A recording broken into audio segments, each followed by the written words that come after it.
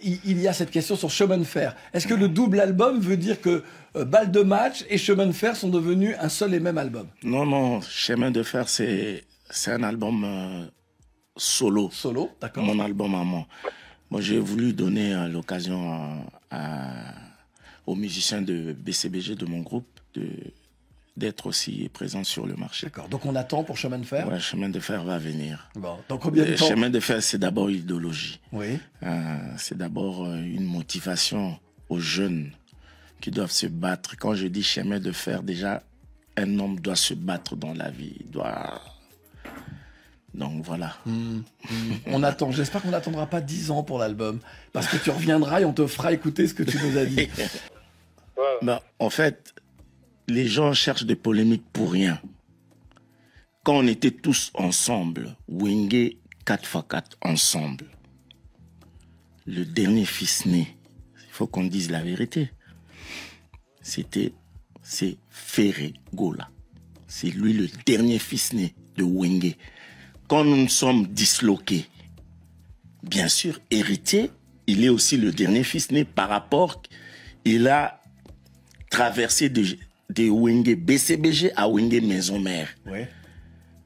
Tu vois, il y a nuance. En étant ensemble, quand on était tous ensemble, le dernier fils, c'est Ferré Gola. Oui. Ça, c'est clair. Quand nous sommes séparés, héritier est passé de BCBG à Maison Mère. Voilà. Donc, Petit Nanga Fabregas, pas de problème. Petit Fabregas, non, le problème n'a été. Petit Nanga Fabregas, Petit Nanga Fabregas, pas de problème. Dernièrement, votre producteur m'a bien à la poteau. J'avais besoin de numéro à Fabregas pour m'amener à Gabon. On a payé ça numéro. Ok. Je crois qu'il y a un Gabon, je crois. Petit on a payé ça écoute de concert à Gabon, c'est grave. J'ai pas de problème. Koyate, la télévision, au Lubakena Linga Fabo. Mais quel genre de problème? Papi, tu as petit on a déconné.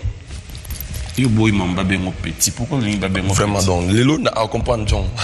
À perdre de Moutou, il se prend pour une grosse star, il se prend pour je sais pas qui. Merci na Inos B. Je me tape senga kopa kebeta na kalemi. Ok. Ouais. Ah, bozonga ko so na bino. Bah senga kop. Donc azaki disputé. Ma contacta azaki disputé. Abi mutu moko ko couvrir. Nga na kalemi Robinho Mudiba benga inga pe nazaki libre nazaki na programme te na kendaki quoi. Donc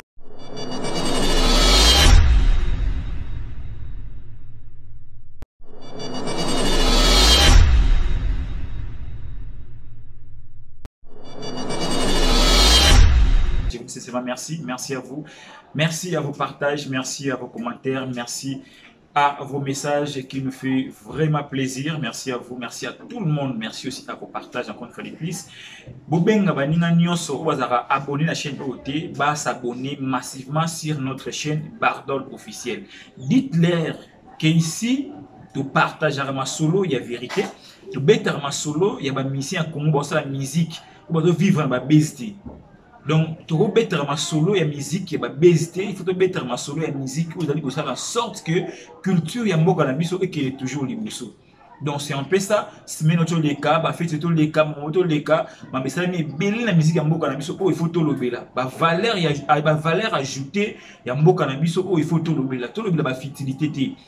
Tout le bloc est ternir image ya mboka te mais tout le bloc est la sorte qui mboka na biso et kende liboso et ça ma kamusus aussi leki entre bino na famille il faut tikala na famille so on famille ba ko ba makambu libanda c'est que famille wana ba ko quitter ko se contenir entre bango mais la famille to ba que non ça na famille singara quand même ko yokana ko souza malamu puis ba tu ba vraiment malamu alors ba actualité c'est belé to so na bino en tout cas la diversité il y a actualité tout bana bete masolo ya Robinho Mudiba ko to mona ke bete concert à Kalemi et suscité ba makambu et belé vraiment et pesi so ba grande ligne et belé o ça la tout ça la émission ya lelo en tout cas to saluer esprit ya Robinho Mudiba. Tout le monde 2023 oyo en tout cas mon malamu les a belé 2023 ba artiste belé ba ko sala makambo vraiment malamu ba ko sala makambo oyo ko sala en sorte culture ya mboka na biso ezala penza et qui dépenda liboso. Donc la reconnaissance de cet artiste Robinho Mudiba ezali vraiment culture ya ba artiste congolais penza te.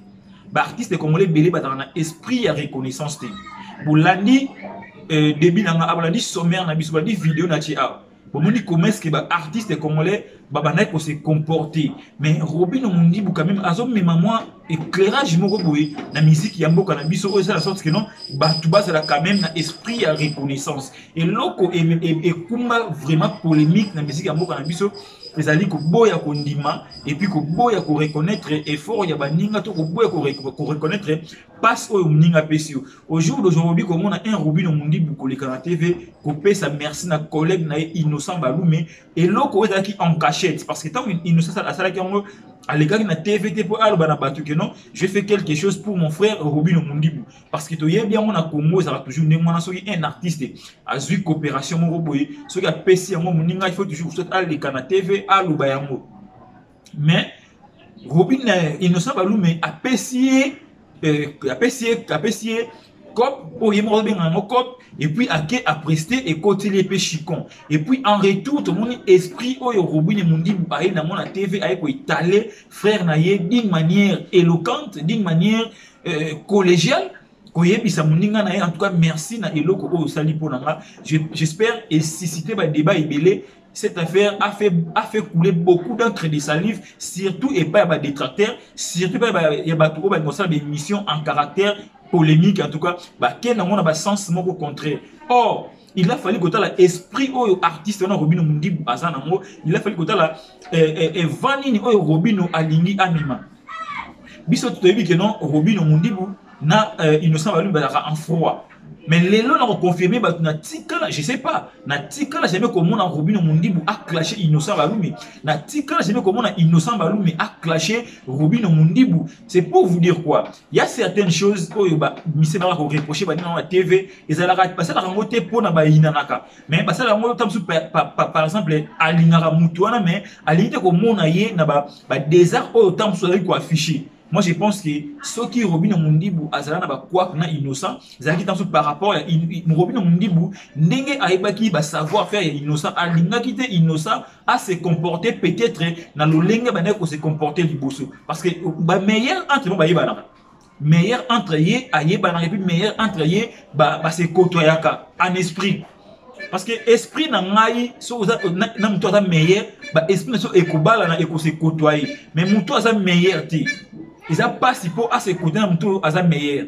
Parce que vous avez déjà un caractère n'engé moroté, vous avez une vision n'engé moroté, vous avez un discours n'engé moroté. Et l'autre, on a aussi attention à Robin, on dit bien moi aller dans la TV peut-être à l'obara maman Morboy concernant frère Naye et Innocent Balume, mais pour mon Robin peut-être a insulté. Innocent Balume a manqué respect à Innocent Balume non natikala au monde en moté non vraiment natikala au monde en moté et a prouvé à moi le noir sur blanc ya ko le kana TV ko lubana batu que non Innocent Balume nde apesa ki ngai cop oyo ça ezali ko moroboy il faut toute la grandeur ya esprit artiste il faut toute la reconnaissance il faut toute la esprit artiste pourquoi et loko nini sali artiste aloba et loko ndengo na TV et belé baniaka yango baniaka ba savoir faire ya baninga et belé baninga kututé ko lobela bolam oyo artiste congolais aseli muninga na et belé baninga ko loba moti mais tant mo Robino mundi ba leki na TV pour dire ça. En tout cas, na muto ya maki Robino na plateau et loko faki ça na Robino ki ko kende na ba question te ko tuna Robino ke non mais bokomi ko solola pop ezana sika morote oyo Robino Mundibu a ebisa na ba TV ke non ngana ino to solola raté ezana émission morote ceux qui émission ya li Robino aloba na innocent ki ngana to solola raté boko balancer les biso mais à ce que je sache na tira mon Robino Mundibu na ba langage ya bomoti. En tout cas, communication est un artiste professionnel. Tout artiste, on a besoin d'envisager musique et bandarande boui. Et bandarande reconnaissance, et bandarande respect à parole, et bandarande. Parce que ceux qui me doivent reconnaître, il faut qu'on félicite Moutou. Kolingate ko féliciter Moutou na eloko moya muneni. Non. En tout cas, wana ils a vraiment aux ingrat. Mais si on a féliciter Moutou na eloko ya mukie o ya pesio, c'est quelque chose de bien. Même si la Bible nous recommande reconnaître d'abord na babelo comme personne la juste valeur nango que cause là o reconnaître na temps na eloko mo ya munene o yo ça en sorte que temps pe ko yate allez yo ya muta reconnaître yo ndemona. En tout cas bravo à toi Robino Mundibu na esprit o yo za nango na grandeur esprit o yo za nango na esprit wana parce que cause là ouvert ndemona n'est pas donné à tous les Congolais. bah congolais presque tout bah ça na esprit on a surtout côté art art na biso côté musique c'est fort et difficile de nous expliquer art alors esprit oyo innocent abengaki Robino Mundibu batu bayebi yango te batu bayebi yango te alors eloko ngana ko bebisa na batu lelo photo e ba non ba artiste entre bango ba yeba na ka ba talent ba yeba na ka ba prouesse ba yeba na ka ba savoir faire artiste entre bango peu importe foi bazana ngo to relation bazana ngo bayebi que non mona mai oyo eloko côté boyo tout azana ba type côté boyo tout so akei akobinisa parce que lelo na komona biso il y a des artistes oyo ba binisa Congo ba binisa Afrique il y a des artistes ba binisa kaka Kinshasa et non Congo mais il y a des artistes ça na type na lelo Afrique et bine yango banzembo lo ba misu na misu lelo Robino Mundibu avec misu na misu mutu mo ta ko contredire biso mutu mo ta ko contredire parce que misu na misu ti lelo et betaka misu na misu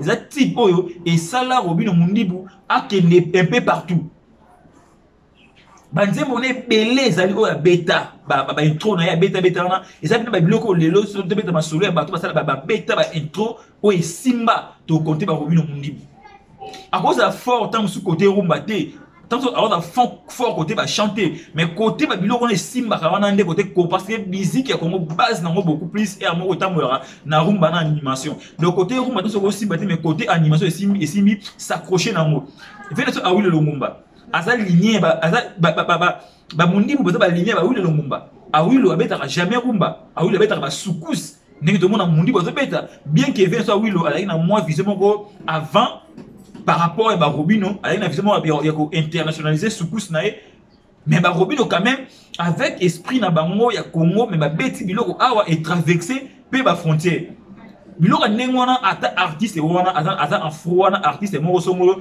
soki ba be baluki tamsu débat moko na mboka boye bara quel que soit cause la foi en froid na artiste wana en tout cas akobenga ba bino so na bengi ye akosala akomata bendele pe akosala quelque chose exactement que non abengi Robino Mundibu po peut-être la zone kata suko ko tirer sympathie mon boy mais abenga ki Robino po ayebi que Robino asa parmi ba artistes oyo ba tie ba type na marché et puis beta et puis partout et beta na ba coin tout ya province na biso na ba coin tout ya Congo misu na misu ba type presque belé ya Robino Mundibu et beta et l'autre c'est la sorte qui innocent abenga ndeko na ye a pesa yango a pesa passe et pas ya Robino Mundibu il y a beaucoup des artistes là comme on a so talentueux au ba l'équipe Mundibu au ba mona rapper ba danser et tout mais innocent atali ba moté il y a aussi des artistes congolais au ba en bon terme maintenant innocent ba lumi mais abengi ba moté vous imaginez mon roi c'est le pas la cri na e ana ba cri oyo le pays à Congo ko binisa mais innocent ba benga c'est parce qu'il y en a c'est déjà et qui n'a déjà bien il y en a c'est le qui n'a bien innocent apostara c'est le apostara innocent tu bien on est peu innocent yebi que c'est un grand animateur ou azana ba cri et binisa ou azana ba danser pe na Congo to ko niete mais loko ni innocent ali vision ya jeune lisu ya sika parce que ba cri oyo il c'est le abwaka à l'époque ils a pas si pour ebinisa batu ya lelo ebinisa bana ya lelo mais ce que ba Robino bazana biloko ya lelo c'est que na mwana ya 10 ans na mwana ya 9 ans na mwana ya 11 ans na mwana ya 12 ans ayebi ko bina misu na misu ayebi ko bina nzete ayebi ko bina banzembo presque tout ya Robino Mundibu ya bimisa alors to ignorer te to na période mo to bien la période transitoire aux alliés à génération à une autre génération donc c'est que génération ba c'est lelo c'est fort et difficile aya escamo abin sabatu parce que et ça c'est le aïe côté on a intervenir ils sont trop nostalgique mais Mundibu ils sont trop nostalgique ils sont kilelo à part c'est le il y a beaucoup des artistes congolais en bon terme maintenant innocent balumi bato ba déplique atape la ben trop na yo beta mais kelo on ni ça les pousser innocent balumi abenga Mundibu parce que Mundibu azana ba biloko oyo et simba Afrique et simba génération et puis et c'est en sorte que non génération alelo et s'imposer la différence nango yango wana innocent balu beta que professionnel a koki jamais ko tarder na eloko moko boy oyo ko sauver honneur na parce que si ko za mutu ko tinda esko bengi yo pona otinda mutu musuku na poza na tante faut na mutu oyo ko sauver honneur na yo a ko sauver na honneur ya musique ya Congo et puis na Congo Et là, il y a alors, na bango nyonso, innocent, j'espère, à Triaki. Avant comme on a une Mundibou, j'espère à Triaki. À mon aki mutu moko peut-être on va au côté na yekuna. Mais là on y a pas Mundibou, atali ba type na et bêta et puis atali discours ya Mundibou, banda aiba na Mundibou, parce qu'on jamais Mundibou les gars TV a clashé, na reconfirmé un mot, a clashé tout le monde contrairement, il y a oyo innocent à Salaka. Mais juste na yebi za moi ba conseil to a regretter tant sur talent oyo innocent azana ngo a que nous sur la polémique parce que artiste dans la vision saura comprendre quelque chose à l'ingapena au sa polémique pour dire que polémique et ça et le comment et d'araba artiste et la culture et bomara culture davantage il y a mon moni les loba mundibu parce que quand même ba image moko ya malamu ba image moko ya malamu c'est la sorte que non mundibu à reconnaître ba talent ya frère naé à reconnaître non à part ba yopé à part biso na beta ya bena mutusu o a beta biloko ya danser et simba kongo ebinango et puis beta ratilelo. Donc de ce côté là ba va placer polémique na kachona na osenga na bino ba placer polémique na bota la esprit et esprit oyo ba misi ba baniko historien en 2023. Parce qu'il y a des artistes comme moi qui vont kaka na polémique, ba nga kozala kaka na polémique. Ceux qui ba meilleur entre bango ba diko yoka na boye. Boye bakino, il y aura d'autres artistes qui tika musique ba osablo misusu parce que musique na bango esimba makana ba polémique. Musique moi esimba makana soki ba artiste ba osona ali bango bazali ko vivre par rapport ya ba clash wana. Mais lelo ko mona esprit oyo de esprit oyo de moni yango lelo. Et ça dit quelque chose à bien, ça lelo moi ndemona, c'est que eko interpeller batu belé. Eko interpeller batu ebelé. Et là, on m'a dit et faire raisonner biso makambu ebele o lelo ba artiste biso ba bosana ba mo ko clasher batu. Na obet anecdote mo awa déplique pour moi nuance. Azana consomme bête na Côte d'Ivoire. Tout na cop mo na Côte d'Ivoire. Cop on les gars par Fali Djinoliaki. Cop on les gars par Fali Djinoliaki. Et puis nani Robino a pardon déplique à Kenda Côte d'Ivoire à Sala ba cop wana et puis à côté Chicon. Na tika jamais koyoka Robino nani et déplique a na discours oyo inani Robino est dans la télé. Alors batu bazo benga Mundibu yuma botika ko benga Mundibu yuma parce que Mundibu baza yuma te Mundibu ayebi nini o aza ko instaurer. Mundibu ayebi nini oyo aza ko mona surtout par rapport à la carrière na. C'est ça un artiste. Un artiste dans la relation à la montée. Mais ce qui est là, quand même, dans le canal, il n'hésitez jamais pour représenter valablement la musique. Bravo à Innocent Baloumé, bravo aussi à Robin Mundibou. Parlons de Innocent Baloumé, autre concert à un niveau, il y a Est en tout cas, Innocent Azabanakosa, il y a Innocent Baloumé, je pense au jour d'aujourd'hui, comprendre Innocent, c'est un artiste et il fallait qu'il pas à côté de la lignée, il y a un artiste qui est dans polémique. Moi j'ai toujours dit, dans regretara fort les lots Innocent Baloumé, dans regretara relation, il y a Innocent Baloumé, il fallait Ndenge et Beba. Et puis et Beba forcément il y a un artiste congolais. Bah artiste tout quoi bazora Innocent Baloumé bazara na vision té ya komona ba grandeur ya Innocent bazara na vision té mais fallait à lobaka déjà ba obazala ba futur biso à lobaka mo déjà la point de presse moi ya Innocent Baloumé aux États-Unis aye fallait mettre conseil na est a ben ça pas Innocent Baloumé a présenter Innocent Baloumé na point de presse na yo wana j'espère la image la chaîne na ngai à présenter à l'oba yango esprit à faire perfectionner jeunes artistes et tout à la mango mais ça n'a pas tout sous à moni talent ya mutu à benye même pour étouffer yango basé belé ba artiste na mona alors l'action polémique alors l'action comment manquer batou alors l'action belé et au jour d'aujourd'hui Innocent a bandi quand même comme meka ko zongisa ba repère na auto yebaki nango kala. Parce que un innocent auto yeba qui avec innocent moko quand même ayaki ko sala musala na ayaki na respect na baba tutu avec na besoin ya coup de pouce ya mutu nyonso ayaki quand même na besoin la musique na ye ke ba ko tsaita sous na ba clan et peuple ça y couleur mona connotation moko boy et au jour d'aujourd'hui innocent on ne peut pas voiler la face ici innocent en tout cas a perdu qui ba repère na ye alors tant innocent fana qui ezaki tant moko transitoire pour na ye ya ko luka ko yeba na so ngasima pour na ba ko sauter.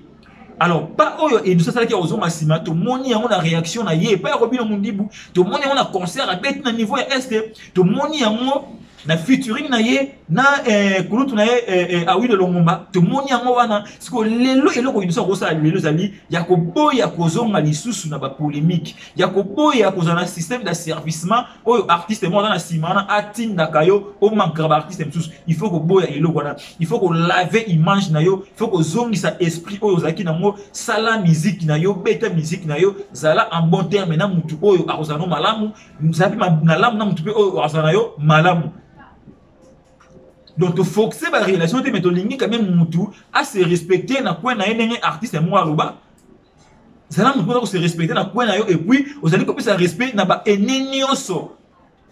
Que moutou mo autant sur les canaux TV ati na yo au clasher moutou mo songolo et tout voilà. Ba journaliste mingi ba tia innocent ba lumé na ba erreur. Ba to ba Charlie Prince. À ça là toute une émission pour na AP ça innocent ba grande ligne a manqué ba ene na e. Après émission là innocent à connaître les lots. Innocent les lots, Azali innocent de pas quitter, mais abandi kozonga siko na chemin na ye. Abandi kozonga na chemin na ye, nana ko encourager innocent. En tout cas félicitations à innocent d'ailleurs nana na esprit o ya afongoli Robino Mundibu ya ko pesa Robino Mundibu comme ya ko pesa ye il compte avec ko prester. Na sepel nango parce que atalité que Robino a coopéré na fali poupa na innocent na attention na bien na fali poupa na pesa ye na pesa mutu mususu atali ya moté mais atali culture ya mboka na ye et puis atali muto ya représenter valablement et si ka ba ben ça qui est c'est ça l'esprit un artiste un grand artiste c'est ça l'esprit atikali na ba polémique bête mais quand même à sauter bali pour na choisir muto quand même à représenter valablement. Et puis, concernant l'académie, et l'équipe vraiment en bonne uniforme, en tout cas, et l'équipe va continuer à l'âme. C'est ça un artiste. Ce que j'ai aimé dans Innocent Balume, et Zali, donc il tend les idées au Azwaki, il y a bien à faire naï. Il y a bien à faire naï. Parce que c'est pas facile. Hein? C'est pas facile. N'est-ce que Congo ba yebi bozara na mutona bien té, mais aux téléphone au composé on a au bengié, il y a tala comme ça boiboki de salamo. C'est pas facile. Et puis c'est pas donné à tout le monde. Mais tant que jeunes artistes moi salamo il faut apprendre ba kulutu oyo ba sala ka musique na mboka na biso ba lingaka toujours ko za na esprit moko botam susu ya ba polémique to esprit moko ba ko tout ça ba tumitu te ko bebisa ba jeunes artistes na biso ko ba li progéniture ya musique ya lobby. C'est ça esprit tolinga et ça en 2023. Parlons le Cambia concert na niveau est. Innocent, tu dois savoir tu es natif de l'Est. Alors, tu es esté, la représente a besoin na yo, au pesa bango, au pesi bango lelo. Alors, merci na ilikanisiosui au Keneko visiter bango ko beta concert, ko pesa bango le sous posa wana environnement ko mona que non natif na biso quand même a zongi na fief pour accepter sa biso. Ça c'est très important. Au koko ça le déplacement. Aussi comme au kobo, mais au koki jamais ko bossa na canal na yo parce qu'on est la source de bénédiction na yo.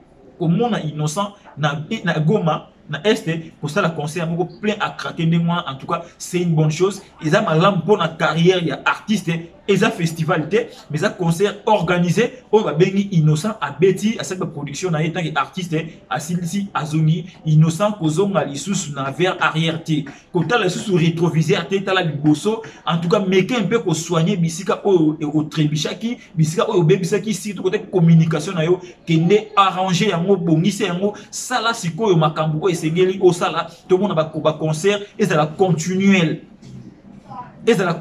parce que ranking na yo na ba artiste msusu et ça dit qu'on faire vivre d'autres artistes. Alors pour na casser mythe il faut que yo innocent ozongela esprit na yo ya kala quand même ya ko reconnaître ba aîné ya ko respecter ba aîné je pense ba aîné ba ko respecter yo parce que c'est comme ça mais tu dois d'abord commencer à ko respecter ba aîné parce que grâce à ba aîné on a ndela et ça pas innocent ba goût ya osala pe musique innocent ngana idole na musique ya Congo azana idole na a koki lelo ko cacher Congo idole na mais biso yebi que non innocent azana idole na musique ya Congo. Asa pe na parrain na la musique ya Congo mutu asime na loboko pour la première fois à la scène na miso ba asa mais basala en sorte que innocent azala sko na parrain na relation malamu te bon mona iso aza malamu na parrain na en tout cas ekozala bon il y a que Congo oyo batu balingate ba meilleur entre bango bazala ini. Et ça quand na Congo. Mais or na Congo na biso sur ba meilleur ya musique na biso ba komi ini ba ni ko sala ba featuring entre eux, échange culturel entre bango. Je te dis en tout cas Afrique et que sentiment musique Afrique plaque tournante musique et que zonga na Congo et que zonga na Kinshasa. Parce que ba meilleur na biso ça la musique ba ndimisaka ba nigérien, ba ndimisaka ba ivoirien, ba ndimisaka ba ghanais, ba ndimisaka ba français, ba otable que non oh. En tout cas, tout le monde featuring ya muto na muto yo et puis c'est le morobo et ko pesa ba mo suli kanisi ya ko luka ko chama to beaucoup plus na musique ya mboka na biso. Mais aujourd'hui, ba faible, ba réussi ya ko panza ba fort. Ba fort entre bango ba lingana ka lisuti. Et ça, en 2023, il faut que les artistes soient bien, bien, comprendre bien, comprendre nani oyo bazo travailler pour la culture ya que liboso na nani oyo bazo pour ma culture ba travailler na sima baninga. Bosi mo lokwa innocent bo pesa les charges moko ya ki impolitesse, bo pesa les connotation mo ya malamu te, likona bino mikolo oyo bo sala ka musique na bino kaka na sima ba polémique. Et belé le bakanga ba banga na bango parce que innocent a pesi Robino Mundibu et passe moko ya non oyo batu bazela kité batu ba bandima kité que innocent pesa passe mo ya non ndengwana batu bazela ki amote mais tant où est arrivé bozo maboko na bino bo betela mwana wana eloko ya sali eloko ya sali ils ont mérité ba applaudissement na bino. Donc c'est un peu ça, c'est que ko beta concert ya innocent balume na Goma to na Est biso en tout cas to féliciter à artiste innocent balume et puis to sengi na ye a comme na vision mususu a mona maka mususu allo mona ba comparaison allo mona ba manquement allo na polémique bec a comme a responsable parce que lelo ils a innocent oyo azana mona aza innocent oyo abali c'est que aza innocent oyo différent oyo qui a avant innocent abala avant innocent abota. C'est que mon c'est comme responsable de Ozalaki. Tu dois se comporter autrement n'enge Ozalaki alors et bani na eloko ça n'est pas Robino Mundibu. Moi j'ai aimé. Alors ce qui innocent à Saliango et l'obité que pour qu'on prouver soit fali pour pas tout le coup là innocent a monté maintenant fali a bengi badbal que non et Robino a beti fali 12. Non. Non. Et puis, à sali en moté pour approuver Fali que tala ofana na mundibu osala ke boté menga ça non. Azana esprit onati. À sali en moté pour na approuver Fali mais à sali en mot pour la culture ya mboka na biso et d'autres pour voir culture mboka na biso. Et puis à sali en mot est pas meilleur. À quelqu'un qui j'aime que sala mot est pas faible, qui pas mutu oyo azana succès total ba musique ya succès na mboka na biso. Il faut toujours à sali en mot est pas mutu oyo quand même azapena fort makas. Donc mundibu lelo aza parmi batu oyo biso ko ndima kenon azana ba biloko ya makasi na mboka na biso parce que soki un artiste muningane artiste innocent balumi à reconnaître yango alors à combien plus forte raison biso pe ba analyste ba journaliste to reconnaître que non mundibu aza penza fort comme on a un frère naie a pesier passe moko ya ndengo wana batu ba kenon na sens ya polémique non ko expliquer ba kenon moté que non innocent approuvé Fali to innocent a beti Fali 12 to mundibu a beti Fali 12 non niveau ya Fali ipupa ils ont niveau oyo mutu oyo alors otia pe na bisika oyo pe ezati. Aujourd'hui Fali azali père ya 5e génération. Aujourd'hui Fali doit incarner force ya 5e génération. Alors mutu mon côté akoko ya likolo ya Fali aloba quelque chose de mauvais parce que ce que la Bible demande à retrouver sort na ya malamuté.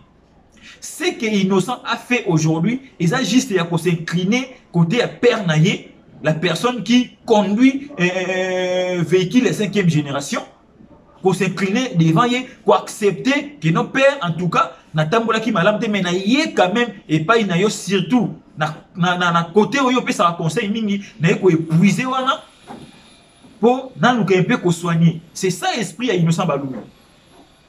Innocent n'a pas besoin il y a un problème na Fali, il ne n'a pas besoin il y a quelque chose à prouver Fali, il ne n'a pas besoin il y a quelque chose battre la polémique qui est entre na Fali ceux qui non innocent a besoin de monter, mais innocent juste à reconnaître 5e génération et ça a une vision par rapport à la 4e génération. C'est ça qui est innocent à comprendre. Et puis, peut-être il y aurait un bon jour. Innocent Baloum à cause de sa relation avec grand frère Naïf Fali Poupa. Il y aurait un bon jour. Et je sais qu'Innocent a un caractère, un double discours. C'est un artiste européen à l'Ingaroubi, on va dire double discours. Le col à comprendre, conseil à qui et si quand le col à comprendre, je ne pense pas qu'on a vraiment la tonis na limite que Innocent a repéré ça, il n'y a pas n'importe qui pour assurer surtout ma culture et Mboka. À cause de ça, j'ai mis le mot à prouver grand frère Naïf Fali parce qu'il fallait. C'est fort et difficile. Un artiste congolais a quelque chose à prouver. C'est fort et difficile. C'est un artiste honnête qui a tiki empreinte Yamakasi et puis a donc continué à marteler si empreinte. C'est lui qui incarne l'esprit de la 5e génération. La bête qui est isolée en émission a n'engeni fallait pour pas acquérir qu'aux 5e génération autant de perdre bango na niveau de musique nigérien, ivoirien, à zone ni ça bango na Congo a la musique né ba tokos. Donc c'est que Yende Dali quand même père il y a 5e génération. Alors artiste dans la 5e génération koki jamais cause en froid na fali pour pas nous quitter retrouver dans game de cause il y a 5e génération. Donc c'est un peu ça. Alors si il y a Innocent Baloum fait ça à Will Longomba qui se comporte déjà bien sur le marché et ça peut dire qu'il y a un kitoko et ça retire la promotion la promotion vraiment malade à booster on les soumettre pour booster déjà côté YouTube, en tout cas félicitations, bravo Innocent Baloum mais déjà et qu'il a 2 millions de vies, ça c'est comme ça, tout le monde qui Innocent Azala. Et là comment on a reçu les balles. Tant il fallait avant de mettre sur YouTube, yaka que non fallait se marrer view. Fallait évoquer les cambios tendance, tendance, mais au jour d'aujourd'hui, Innocent Baloum a sali effort qui est avant de ça la view ma casse na YouTube. À un moment donné, c'est côté qui, mais à zone ici, na featuring, na tout le monde innocent apparaît dans la tendance. Avant, nous featuring, il y avait aussi quelques titres et côté qui na tendance. Il y a moi ceux qui m'ont dit mutu aye ko innover quelque chose. Au lieu que ça la débat, mais faut que nous calme ko est-ce que mutu azoloba nini?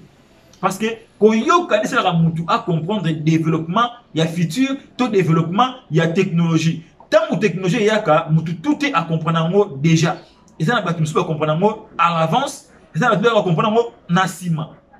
Alors, tant que fallait mettre sur la tendance, na vidéo na YouTube, traiter qu'il y a quelque chose. Mais au jour d'aujourd'hui, je suis fier, il y a vraiment un featuring, il y avait un épisode à Willow, na innocent, et ça la tendance. Et c'est la tendance. Donc, ils allaient des forces, musique, il et bimisa, et puis il biso. Déjà fait un biso, à lui le Longomba, il a un nom en Afrique, à Congo, et Innocent mon père dans le Congo, donc vous êtes des forces, où c'est en sorte que Nzembouana et qu'il y a un million de vues beaucoup plus sur la chaîne YouTube d'Innocent Baloum. Alors, et si quelqu'un Innocent a forcé vraiment, a forcé promotion, il y a signe loin, et comme on a un niveau mon de bel Innocent Baloum. Parce qu'Innocent a eu un shit à Makasi, a eu un liboul, Makasi, a bandi ko bima, malembe, mais surtout côté discours, surtout côté savoir-faire, a bandi ko malembe. A continué quand on a esprit oyo, qui na motu du bela azonga le soutien na esprit ya batu oyo balko benda na polémique parce que polémique les loko et du mioka artiste. Donc je disais tantôt bravo à toi Innocent Baloum par rapport à featuring na Betty et puis par rapport à concert à Betty au dans la est kuna et c'est le moins bien le loban ya Goma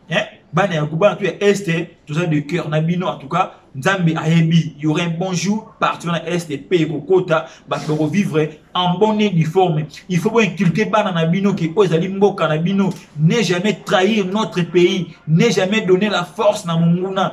Tant que le Congo t'appartient, le Congo n'appartient pas na bateau mais le Congo t'appartient. Donc botama bundela mboka na yo, c'est un peu ça. merci Innocent Balou, mais na coup de pouce ça n'est pas ya Gez Mawete et pardon excusez-moi et pas ya Robin Mundibu et merci aussi na ko banda ko zongela makambu ya malamu pona muziki ya mboka na biso ko longwa na esprit ya polémique ko longwa na esprit ya baklan ko longwa na esprit ya ngana ko perana mututel ngana encourager mututel ko longwa na esprit wana ba artiste du Congo ba artiste na biso. Chacun de nos artistes, sauf que sa relation il y a malam na mututel, tu sais na ce peut on est qui n'a bien été et qui débete mais beaucoup ça respect na kati et que ça la eloko moko ya malam. Parlons de l'artiste Jimmy Piana lors de son passage sur RFI, Radio France Internationale. Na kolobela pena likambu ya surtout polémique ya kimona soukate, mais na kolobela la personne de Jimmy Piana sur RFI. Et puis, nous avons martelé quelque chose avant, nous avons solo, il y a JB Piana. Aujourd'hui, beaucoup de personnes, beaucoup de Congolais haïssent l'artiste Fally Ipupa. Mais je me pose beaucoup de questions. Pourquoi vous haïssez Fally? Aujourd'hui, Fally Ipupa a bondi makasi na musique ya Congo. Quand je dis Fally, il a beaucoup fait pour la musique ya Mboka na biso. Les gens non, on le fait parce que tout le monde a biloko artiste à Rosala. Naïna Bani parle. Fally Ipupa déjà, c'est un artiste de 5e génération, on peut le dire. Mais c'est un artiste qui a un quartier latin. Kofi est un artiste de 3e génération, qui est 4e génération, mais à la 3e génération. Mais à Sibir, mouvement, il y a 4e génération. Dans la 4e génération, tout le monde a JB, leader, il y a 4e génération. Mais artiste, bon, il y a l'esprit, il y a promouvoir la musique, surtout le talent, la carrière. Surtout sur ça. Beaucoup quand depuis JB, la carrière, la chaîne déjà la chaîne câblée aussi les cas pour nous payer ça, pour la promotion, il y a un album pour bêta. Combien de chaînes câblées TV5, RFI et tout? Combien de chaînes? Oh, artistes, on a les cas pour passer la promotion, il y a un album parce que ce sont des artistes qui ont un album, il y a dansé, il y a TH, il y a Internet, il y a qui bouge sans pipa. Ce sont des albums qui marquent la musique, il y a un mot cannabis, il y a une danse, il y a une sonorité, il y a un style bien à 4. Mais l'album est beaucoup plus dans la communication et beaucoup plus dans la maison de production.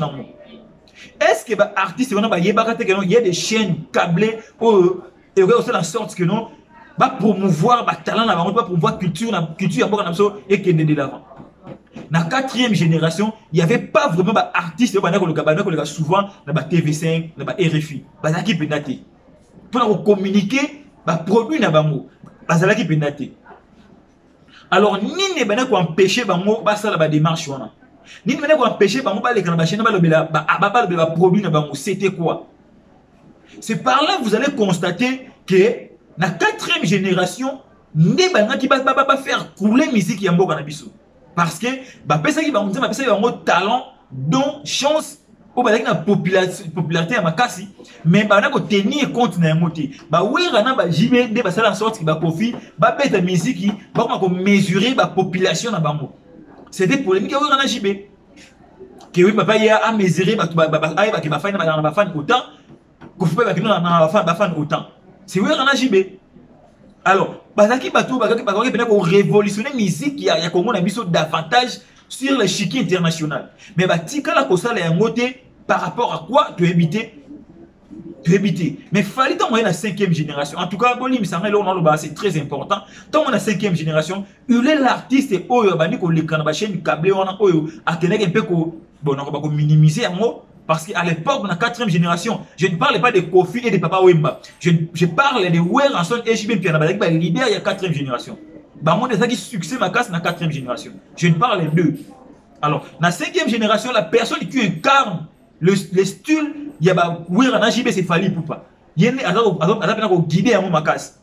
Alors, Fally, il a essayé un tout petit peu, il a démystifier la chaîne noire. Il y a les chaînes qui là pour ça la promotion il y a en tant qu'artiste congolais puis il y a aussi la promotion il y a culture il y a beaucoup et puis il y a musique il y a beaucoup je parle de 5e génération ne venez pas il y a contredire dans les commentaires dans le beli ouais Kofi na maté et les autres non dans le beli jouer na JB et puis Fally parce que ce sont des artistes quand même sur le plan popularité et puis jeunesse. Alors, Fally qu'on ait un peu qu'on démystifie un peu plus loin pour la construire la promotion et la musique. Vous allez constater après Fally pour fabriquer mais aujourd'hui, je suis fier il y a vraiment un JB Piana sur RFI parler de la culture congolaise. Aujourd'hui, je suis fier, il y a vraiment un JB Piana, na RFI Azolobela Wenge. Et loko Wenge, il fallait qu'il ait ça avant concert dans le stade de Marty. Parce que Wenge, bango moko, bami côté doute, ba teka Wenge te. Le seul artiste congolais qui parlait de Wenge dans l'ensemble, c'était Fally Ipupa. Na ba chaîne câblée, na ba TV5, na ba RFI, na ba chaîne ndenge. Yamindele, il parlait de Wenge dans son ensemble. Mais aujourd'hui, je suis fier de JB Piana, à la deuxième artiste, à l'Obela Clan Wenge, na chaîne Moko Yaminini. Il a parlé de ça. Là, il faut reconnaître qu'il fallait, à la chaîne câblée, et aujourd'hui, JB Piana a suivi il y a Kolobela Wenge, na chaîne Moko câblée, pour faire comprendre à Batounon, et ça, un mouvement, au Salama, na Moko Nabiso, oh, il va mettre la musique, il y a dansé 4e génération, bah c'est imposant, bah pèse pas ligne, ma casse, na musique à mon abisso. En tout cas, félicitations. Il faut féliciter Fally Ipupa. Il faut s'y reconnaître, il va effort à Sali. C'était moi, parenthèse, mon affront. Alors, je suis fier aujourd'hui à mon JB Piana sur RFI, parler de son orchestre, parler de lui-même, JB Piana et Kolobela balle des matchs. Je suis fier de ça. Pourquoi je suis fier de ça? Là, il faut une parenthèse. JB a été président ya Wenge 4x4, bon chic, bon chat, faux by faux. Wenge wana ezamaki molobeli faki alobela yango po et garder histoire nango sur l'échiquier international. Wenge dans l'ensemble ils ont une histoire sur l'échiquier international. Je ne pense pas. Je ne pense pas ils ont une histoire ya makasi ezati. Mais il a fallu Moutoumoko à communiquer yango na ba chaîne moko internationale pour comprendre que non ils ont un mouvement moko boy salamaki na Congo et ça là qui boy et puis ça fait goût boy. Mais Moutala quitté. Mais au jour d'aujourd'hui JB Piana sur RFI et puis Wenge dans l'ensemble il va pas mettre un concert na bango na salle Marty et loko faki ba sala yango oyo passer na ba genre ya ba télé net ba RFI kolobela histoire ya Wenge ko faire revivre batou Wenge ko lekisa mo ba biloko mo ya Wenge na ba chaîne wana ba comprendre histoire ya Wenge c'est utaki po ba JB ba JB bolelo Wenge dans l'ensemble avant concert bango et Koufaki na likambo etali communication basuka beaucoup plus na RTNC. Bon parce que Wenge zaki trop local zaki trop ba ouest naki yango basuka na basuka na RTNC. Or soki ba yebaki ata histoire Wenge zaki propager te mais ba profiter na temps wana basanganaki ba leka na ba chaîne ba lobela clan Wenge na bango oyo lelo na temps na moi kokoso ya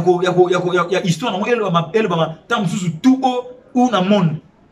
Mais JB il a essayé un tout petit peu ya ko clipser yango na passage na RFI. Ça c'est une bonne chose. Alors la présence de JB Piana sur le plateau de Claudicia, moi j'avais dit bravo à JB Piana. Au moins tu as compris quelque chose. Aujourd'hui JB a compris beaucoup de choses en retard par rapport à Orgueil Naye, par rapport à Lolendo Naye, surtout par rapport à Batou Babenga des meilleurs chanteurs. Tu aimes ça avoir une très belle voix, cela n'en suffit pas. Et puis voix ça préférable à Moutou. Non. Parce que ceux qui vont rédiger à Miss Bangaza, la grande artiste qu'on a mis sauter. JB avec sa belle voix, mais à ce qui a une belle voix, à ce qui est dans la musique. Mais aujourd'hui, JB a essayé côté Kasiko musique ou Yabeta, côté Ponaye, côté Kapé personnalité. Ça, c'est une bonne chose pour notre artiste JB Piana. Il faut continuer à lire, il faut aussi changer le langue de communiquer parce que tant que les Canadiens chaîne RFI communication il faut la communication internationale. La chaîne tant que les il faut aussi le langue sur la musique. Si vous remarquez mission internationale et les Canadiens plateau, le langue va communiquer différent, on a artistes locaux. Ils ont un différent. Parce que musique na ba terme non ba employé les no biso ben ngami album mais maman ben ngami ba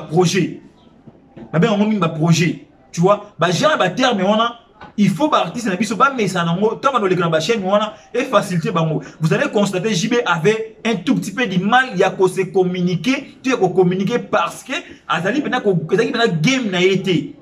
Vous avez game n'a été pour se communiquer. Vous allez constater JB Azolo Banaye, mais avec une éloquence, un artiste au Azolo Ba. Parce que si Fali, non, Fali parce que non, tu es trop Fali. Si un maître Gims qui passe à la télé, alors sur l'émission de la chaîne, vous allez voir, alors ça va vraiment le libérer et puis à utiliser le langage moko musical. À utiliser le langage aussi en sorte que non, pas comprendre que non, ça c'est un artiste musicien. Mais quand JB parle, pour le artiste musicien, il faut peut-être aux la Congolais, tous à la Congolais en Ngambou, tous à la Angolais, ou peut-être au Yoka JB. Tu vois, au Yoka dans JB. Mais telle la réaction, il y a battu, vous verrez que non, les Congolais aiment trop la polémique. Comment est-ce possible que Moutoura JB qui n'a le rôle à RFI? Mais ils ont bien na JB Likambouya qui moi dans souka. Pendant que JB a une histoire, il y a musique, il faut mettre surtout, il y a et puis, album na yé. Mais toi, tu appelles en direct pour que benga makambia Kimwana Suka. Qu'est-ce que Kimwana Suka a à voir dans la musique ya mboka na biso? Bon, moi, dès que le discours au JB a tenaki na Kimwana Suka na yé, qui a trébuché un tout petit peu. A trébuché un tout petit peu. Et ça, dit que JB a se vendre vraiment que na ndenge ba bloka lobby.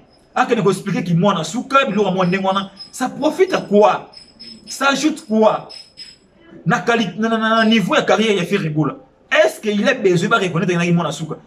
Et quoi ajouter une si peut-être Wenge Yemoko, et ça a difficulté à couper sa communication, mais pour l'histoire, il y a orchestre na bangoana. À combien plus forte raison, il y a expliquer qui moi na souka a fait bien pour épais à faire ribani? Bah, dis que non. Tout été qui ça a fait rigoler. Je pense comme on l'a photoyé par ma biso misusu et sur la chaîne locale na biso. Ça c'est des fois na moniamo déjà JB faire pas les gars na chaîne moboy mutabengi à continuer ma question moboy et trop banal. Ça c'est pas normal, c'est pas vrai. C'est pas normal, c'est pas vrai. Or ma chaîne na JB Leki, il doit d'abord parler de lui, de son album.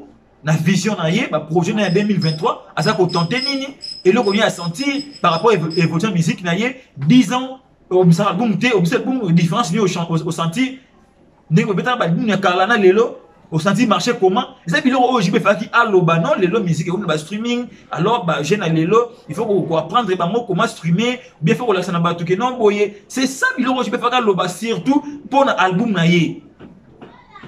Mais bolingi JB a que expliquer bilo o ngana bolinga ko expliquer na ngako awati parce que qui moi na souka ils ont baxé la faire rigola et l'autre côté ils ont le moulet et l'autre côté ils ont PC et l'autre côté ils ont encourager et l'autre côté au moment où faire il a besoin d'un discours et y a quitté faire il a besoin d'un discours avant les lotés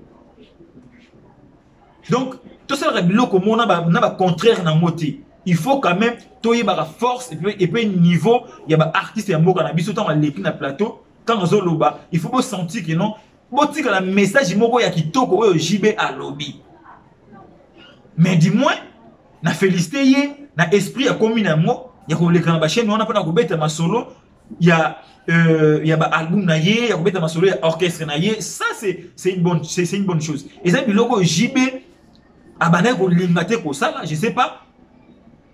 C'est pourquoi nous sommes à moté. L'épisode a conseillé JB à ça la bloc.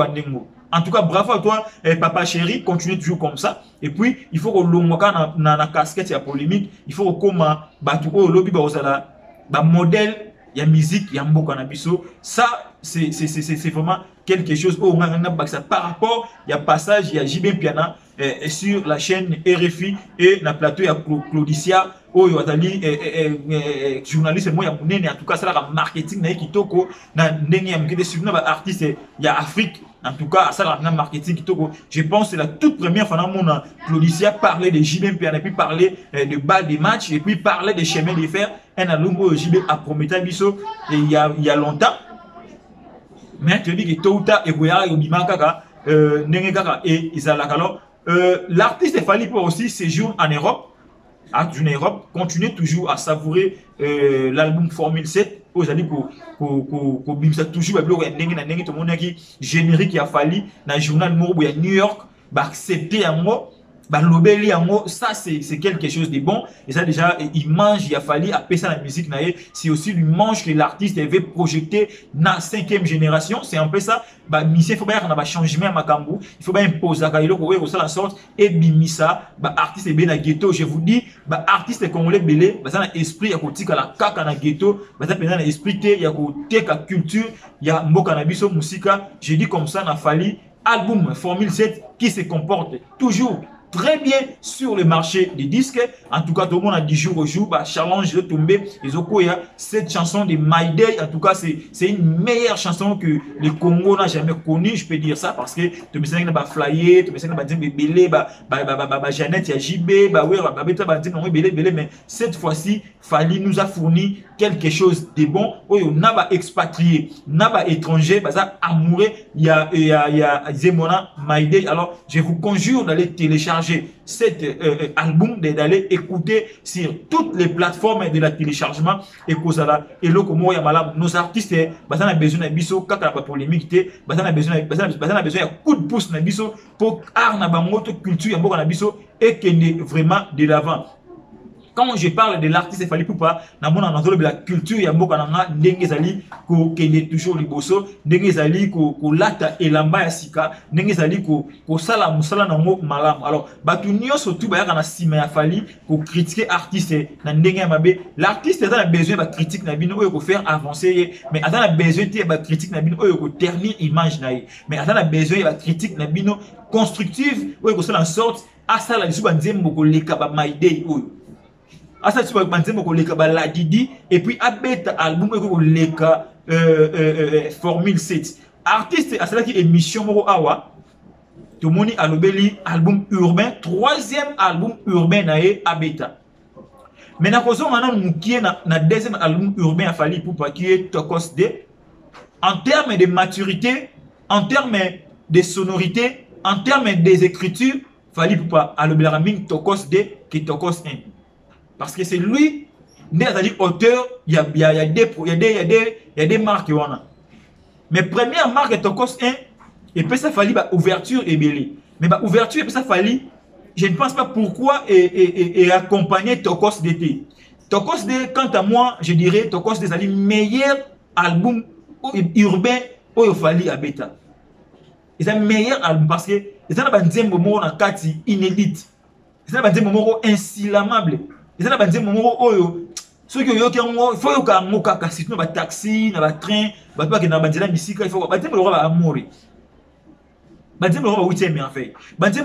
migrant des rêves. Cette chanson, c'est une chanson que moi j'aime beaucoup. Nzembo ya migrant des rêves dans yoka ngo na toujours ba penser moko et que na musika. Alors, l'album Tokos D, c'est comme si l'artiste est bon, je sais pas pourquoi bon, comment dirais-je? C'est un meilleur album pour nous. Urbain ou Fala Sali. Mais cet album est accompagné Pena Fally na ba récompense surtout te. Ya mineni. Ba récompense ya mineni to monaki na Tokos 1. Qu'est-ce qui fait? Qu'est-ce qui a entraîné que Tokos D et puis ça va récompense sur nati? Mais Tokos D ils ont charge makasi. Mais Tokos D ils ont ba featuring moko ya makasi. Banzim lora ba likolo oti le betaka. Nzimbo lokola featuring ya Fally na Dadju. Ils ont dit moko à succès planétaire. Mais qu'est-ce qui fait en sorte que Banzim on a épais ça Fally titre traité? Qu'est-ce qui bloque? Et là, on est accompagné tes disques et on a épais ça quand même récompense. Il faut se poser beaucoup de questions. Alors, on a pas les gosons, on a quand même fallu. Pardon, mélomane a bonne musique qui a fallu, Warrior. Est-ce que les gosons, on a quand même est-ce que et là, vous lâchez qui? Vous avez lâché quoi?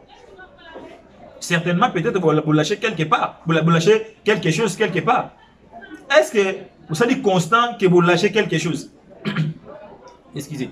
Ceux qui vous lâcher quelque chose, n'ayez les pour nous lancer un tout petit peu pour nous booster bino. Tokos 2, avant que notre Tokos 3, quand même faut que récompense mo ya munene. Alors réveillez-vous.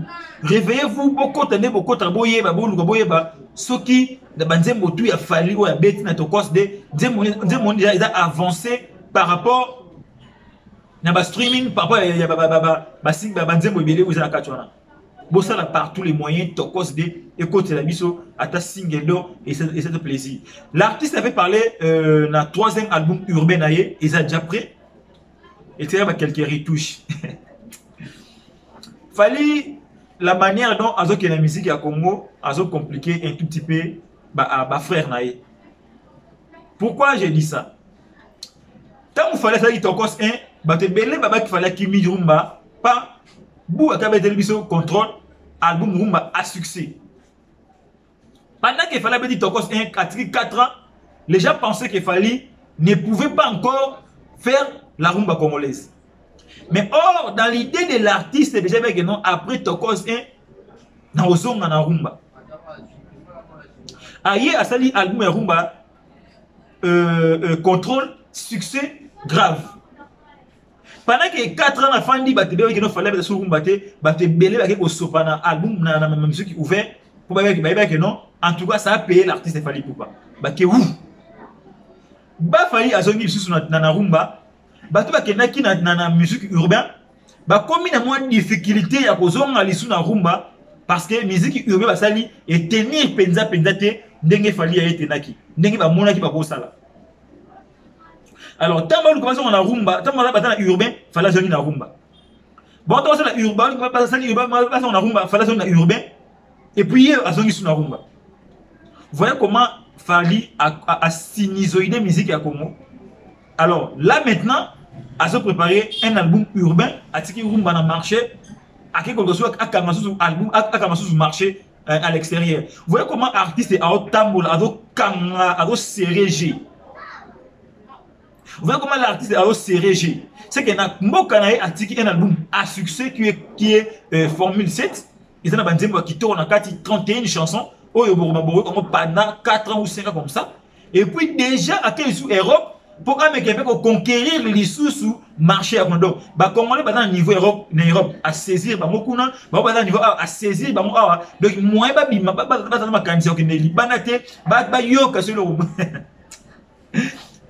mais quel exercice! Mais quel exercice! Quel exercice il fallait adopter ça dans l'artiste congolais? Quel exercice! Donc, il a fallu les amoureux de la bonne musique, les gens qui accompagnent Fali Poupa. En tout cas, vous avez un œil regardant dans l'album Fali Robert et la Bisso, et pas côté vente et pas côté stream.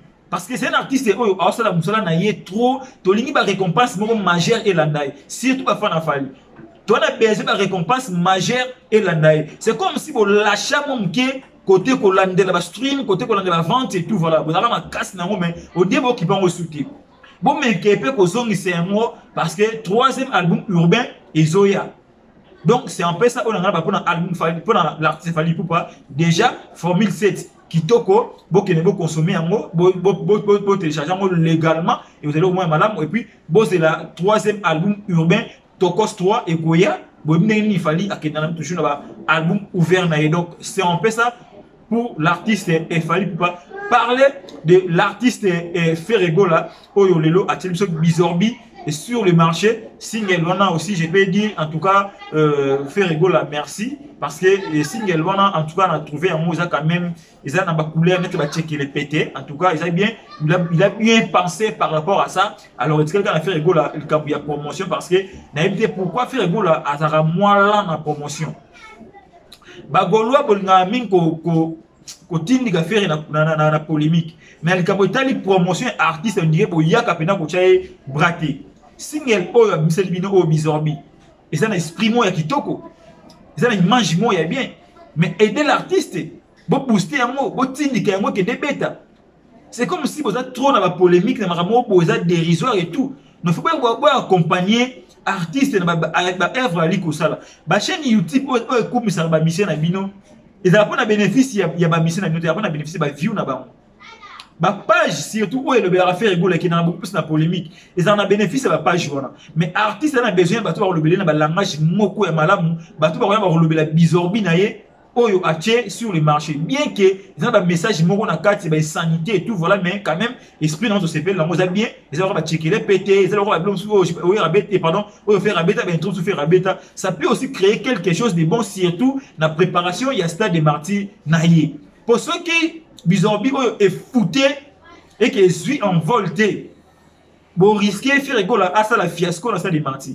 et là au monter et quoi assurer les conseils dans stade des martyrs donc ba goloa boza censé ya ko tindika bizorbi oyo bo tindika bo tina juin et ça a toujours likolo pour essayer la sorte et ça fait rigoler et puissance moko boya roya ko beta concert dans stade des martyrs toi bravo aussi à faire rigoler parce que dès moi je pense que et ça na bien ba robi na mo ça peut na challenge na mo oyo salama et c'est un artiste et moko na ba fan na ye ba bala musia mo ba booster mo et que moi sous musica nous arrivons à la fin de notre analyse. Je vous dis sincèrement merci à vous, merci à Mama Sipi voilà Azali partenaire maman ou Ndima quand même pour aider Bardol ça là quand même pour aider pour Moni quand même ça vraiment ba émission pour encouragement na ye à commémorer chaque fois et puis encouragement ba ça belé je reste ba maman ou ba mon qui va soutenir biso ba tout ba qui va soutenir biso pour quand même émission et le mois mususu boye et comme appelle Libanda tout bien on va inviter tout sur là